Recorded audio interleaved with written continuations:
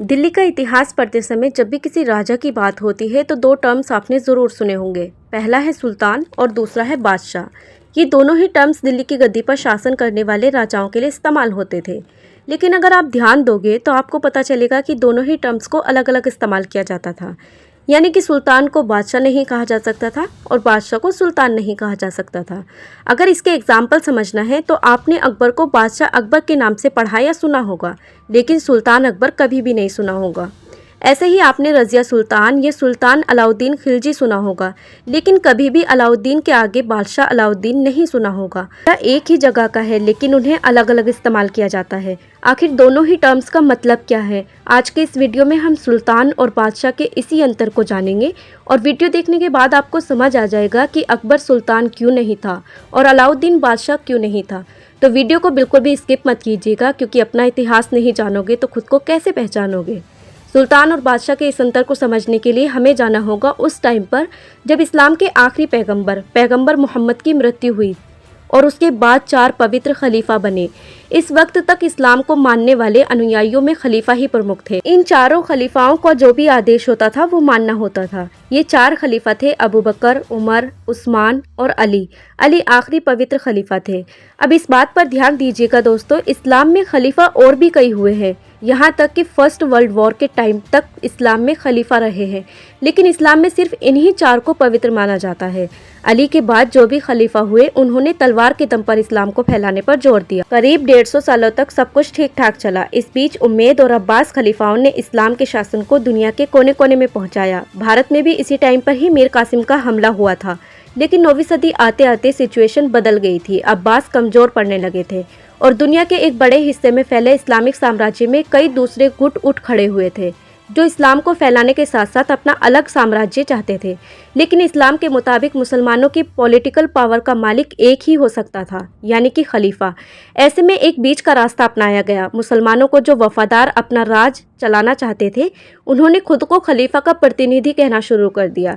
यानी कि इन लोगों ने खुद को खलीफा घोषित करने के बजाय खुद को खलीफा के परमिशन से बना सुल्तान कहना शुरू कर दिया और खलीफा इनके बदले में एक मंजूरी नामा देने लगे जिसे कि खिलाद कहा जाने लगा।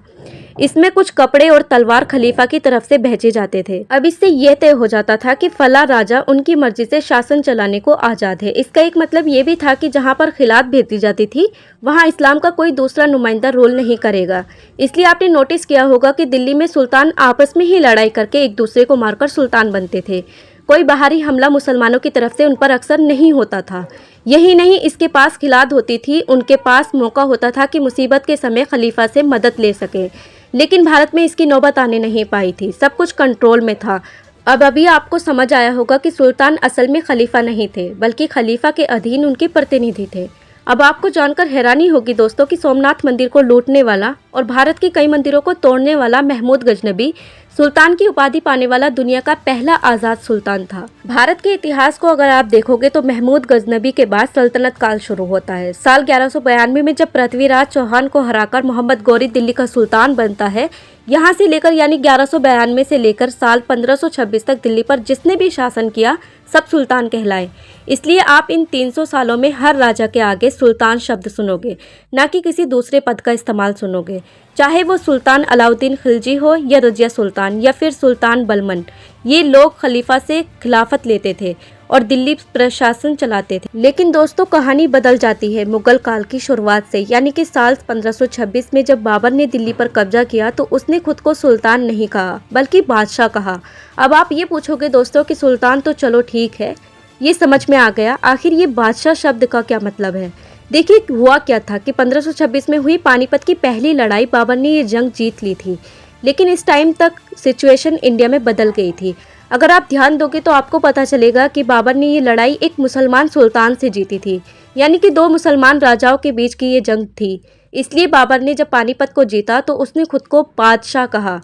बादशाह यानी कि सोवरेन, यानी कि वो किसी के अधीन नहीं है, एक तरह से वो खुद खलीफा है। इस तरह से 1526 के बाद से जब मुगलों का राज शुरू हुआ तो यहाँ से सल्तनत खत्म हो गई, यानी सुल्तानों का राज खत्म हो गया और बादशाहत शुरू हो गई।